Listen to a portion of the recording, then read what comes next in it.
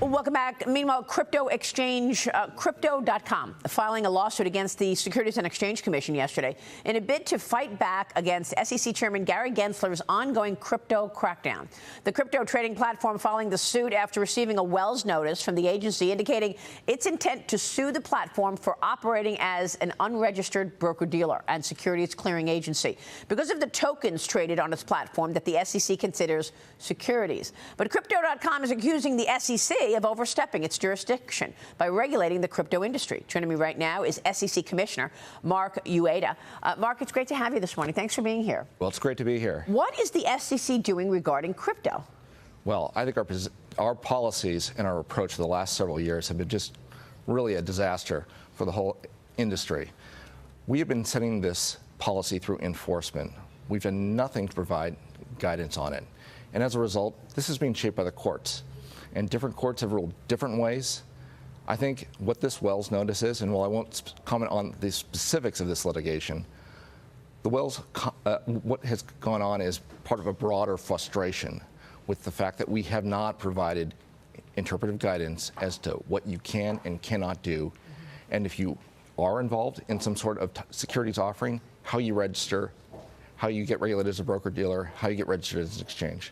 And you say, moving forward, that the SEC needs to return to rationality by ending this war on crypto and ceasing empowering special interest ESG activists. I want to ask you about that because these ESG activists have been bullying companies to ensure that they've got all this ESG and DEI. And, you know, now you're seeing corporate America fight back because it's not just burdensome in terms of the red tape, but it's expensive.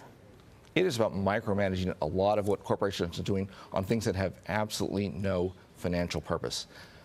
To the extent that climate change, and I recognize what's going on right now, we have various hurricanes in Florida are going to have a material financial impact on companies. Guess what? Our rules already require them to discuss the impacts of that because it is financially material. So a lot of these rules that we're seeing are all about non-material, things that are not going to change the bottom line, things that won't affect how someone values the enterprise. And instead, it seems more dressed up, hey, we can obtain some social change because we can't get it through the Congress and legislation. Why don't we do it through the so-called independent financial regulators? That is so wrong. And as a money manager, you're feeling it as well, Adam. So I want you to jump in here because this started as soon as Joe Biden took office and Gary Gensler took the helm at the Securities and Exchange Commission. All of a sudden, these new rules and regulations about quantifying your emissions risk and quantifying your customers' emissions risk and all this stuff around the climate change agenda, it's been a failure. Made up regulations. Thank you. Government getting in the way. And I'm stunned and thrilled, Mark, to hear you say this, an SEC commissioner. Do you feel within the organization that there has actually been overreach? Well, I should say I'm one of 5 commissioners, so I only get 1 vote, and oftentimes I find myself outvoted on these issues with my colleagues. I think within the agency, our agenda is directed by the chairman, Gary Gensler, and so the staff all follows his lead.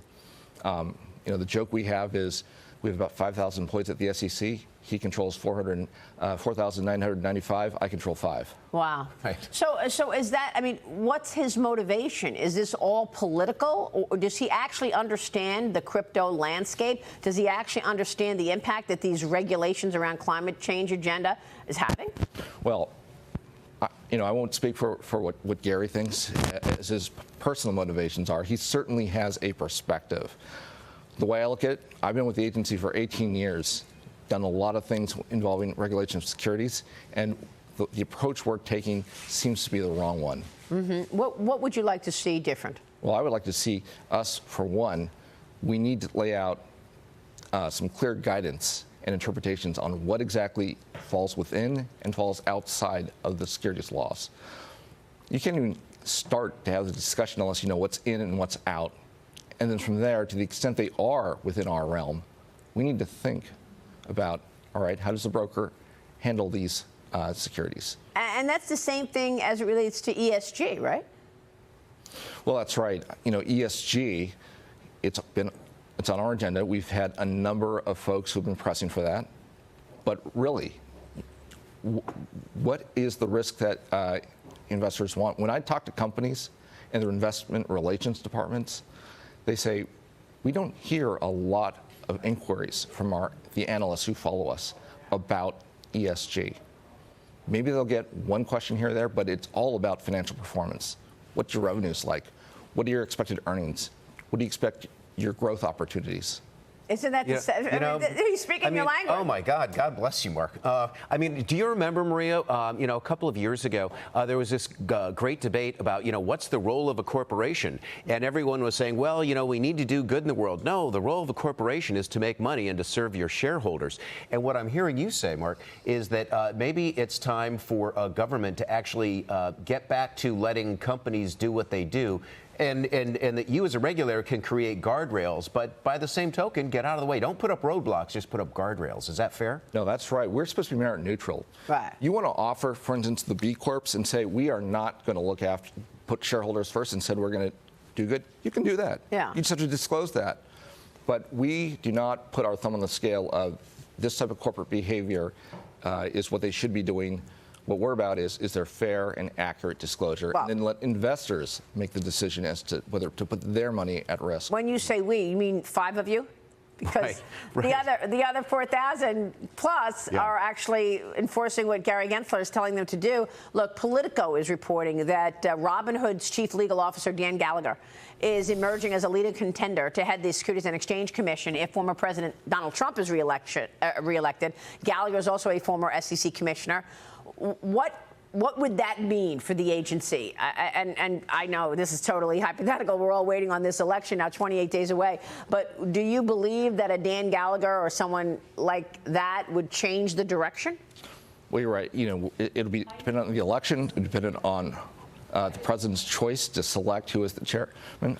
I've been fortunate to know Dan for nearly 20 years. He certainly has a lot of experience in this area as a former commissioner. And now what he's been doing at Robinhood, he knows firsthand exactly the challenges of someone who is trying to operate within our rules and what happens when it's really unclear where the lines are on those rules. He testified a couple of weeks in Congress. I think he did a really good job of explaining just how frustrating it has been to deal with the SEC for the past several years. And, this has real impact in terms of the broader macro story as well. I mean, if you don't have clear rules of the road, what do? You pull in, you don't spend, you don't invest, and you don't grow. And so it all is connected. And at the end of the day, this kind of bottleneck at the SEC is probably impacting economic growth. No, that's right. It certainly impacts innovation. And I would say between the SEC and to a lesser extent, or to an equal extent, over what's going on at the FTC and the Department of Justice on antitrust, if you are a venture capital investor, why would you put your money into a new startup with a new idea, a bright innovation with a lot of growth potential if you cannot sell out to a bigger company? Right. You want to have that liquidity event at some point down the road. And we at the SEC, unfortunately, have made it more and more difficult to make the IPO route a viable one. You really have to have scale to go public these days. That's another really important point. I mean, the IPO, what does this mean for future listings? Mark, it's been great having you. Commissioner, thank you very much for sharing your insights on this. Mark Uyeda joining us this morning, SEC